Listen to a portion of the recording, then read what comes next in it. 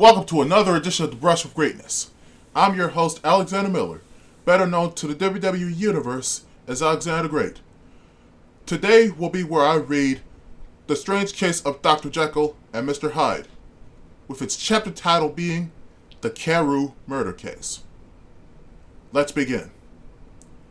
Nearly a year later, in the month of October 18th, London was startled by a crime of singular ferocity and rendered all the more notable by the high position of the victim.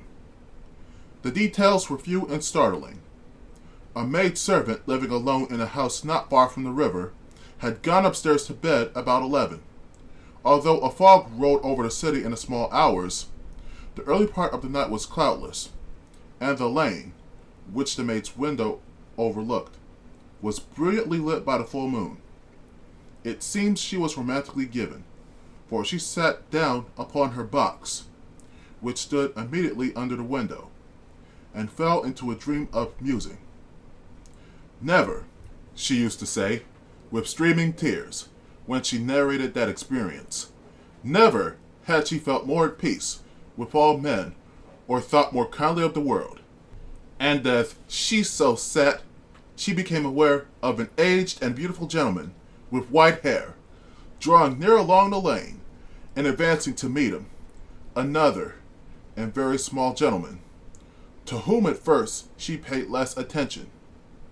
When they had come within speech, which was just under the maid's eyes, the older man bowed and accosted the other, with a very pretty manner of politeness. It did not seem as if the subject of his address were of great importance. Indeed, from his pointing, it sometimes appeared as if he were only inquiring his way. But the moon shone on his face as he spoke, and the girl was pleased to watch it. It seemed to breathe such an innocent and old-world kindness of disposition, yet with something high too, as of a well-founded self-content. Presently, her eye wandered to the other, and she was surprised to recognize in him a certain Mr. Hyde, who had once visited her master, and for whom she had conceived a dislike. He had in his hand a heavy cane, with which he was trifling, but he answered never a word, and seemed to listen with an ill-contained impatience. And then all of a sudden, he broke out in a great flame of anger, stamping with his foot, brandishing the cane, and carrying on, as the maid described it, like a madman. The old gentleman took a step back, with the air of one very much surprised and a trifle hurt, and at that Mr. Hyde broke out of all bounds and clubbed him to the earth. And next moment, with ape-like fury, he was trampling his victim underfoot and hailing down a storm of blows, under which the bones were audibly shattered, and the body jumped upon the roadway. At the horror of these sights and sounds, the maid fainted. It was 2 o'clock when she came to herself and called for the police. The murderer was gone long ago, but there lay his victim in the middle of the lane, incredibly mangled. The stick with which the deed had been done, although it was of some rare and very tough and heavy wood, had broken in the middle under the stress of this insensate cruelty, and one splintered half had rolled in a neighboring gutter. The other, without doubt, had been carried away by the murderer. A purse and a gold watch were found upon the victim, but no cards or papers, except a sealed and stamped envelope, which he had been probably carrying to the post, and which bore the name and address of Mr. Utterson. This was brought to the lawyer the next morning, before he was out of bed, and he had no sooner seen it, and been told the circumstances, than he shot out a solemn lip. "I shall say nothing till I have seen the body," said he. "This may be very serious. Have the kindness to wait while I dress." And with the same grave countenance, he hurried through his breakfast and drove to the police station, whither the body had been carried. As soon as he came into the cell, he nodded. "Yes," said he, "I recognize him. I am sorry to say that this is Sir Danvers Carew." "Good God, sir!" exclaimed the officer. "Is it possible?"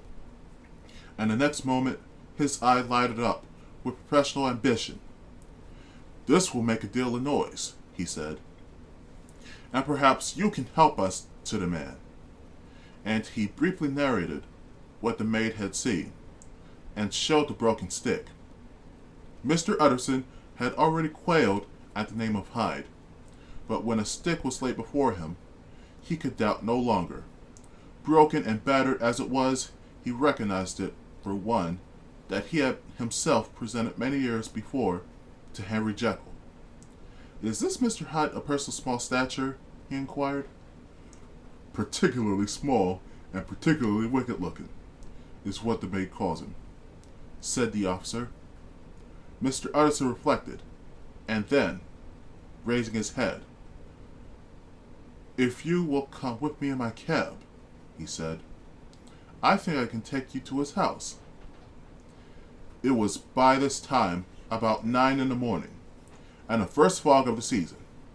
A great chocolate-colored pall lowered over heaven, but the wind was continually charging and routing these embattled vapors, so that as the cab crawled from street to street, Mr. Utterson beheld a marvelous number of degrees and hues of twilight.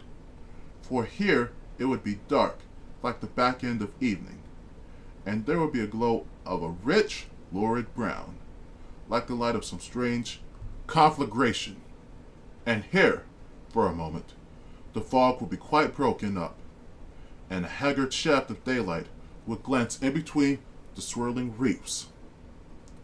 The dismal quarter of Soho, seen under these changing glimpses, with its muddy ways and slatternly passengers, and its lamps, which had never been extinguished or had been kindled afresh to combat this mournful reinvasion of darkness, seemed, in the lawyer's eyes, like a district of some city in a nightmare.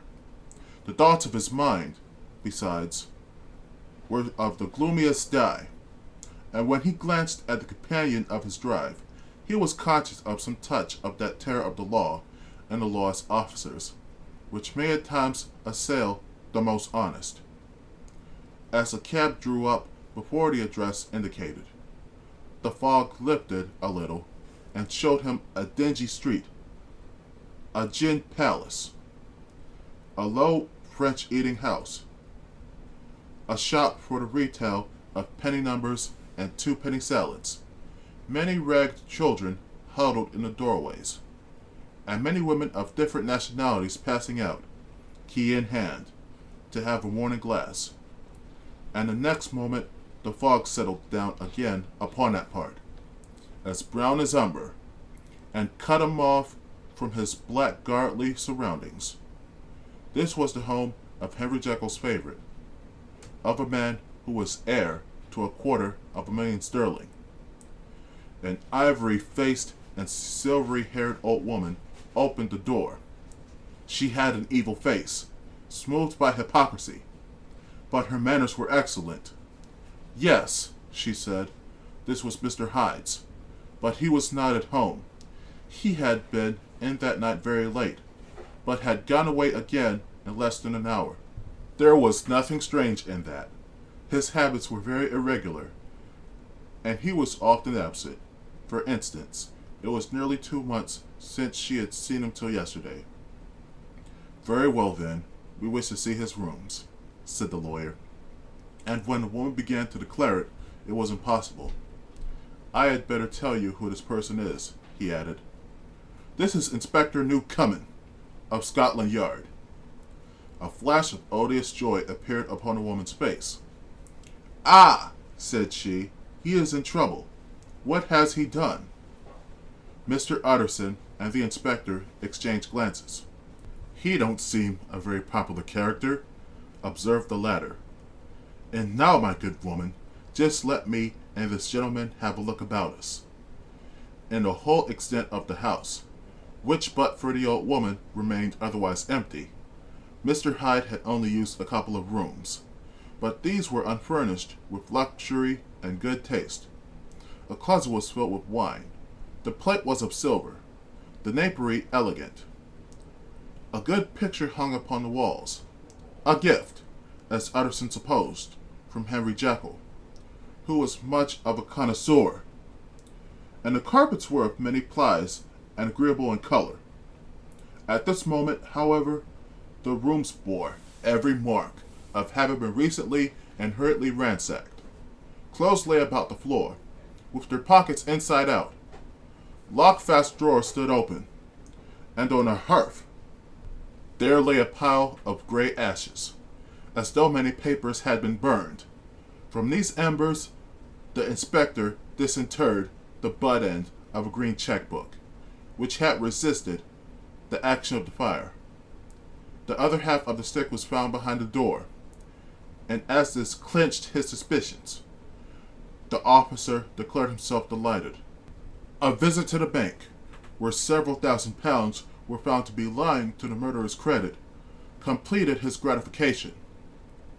"You may depend upon it, sir," he told Mr. Utterson. "I have him in my hand. He must have lost his head, or he never would have let the stick, or, above all, burn the checkbook. Why, money's life to the man. We have nothing to do but wait for him at the bank, and get out the handbills."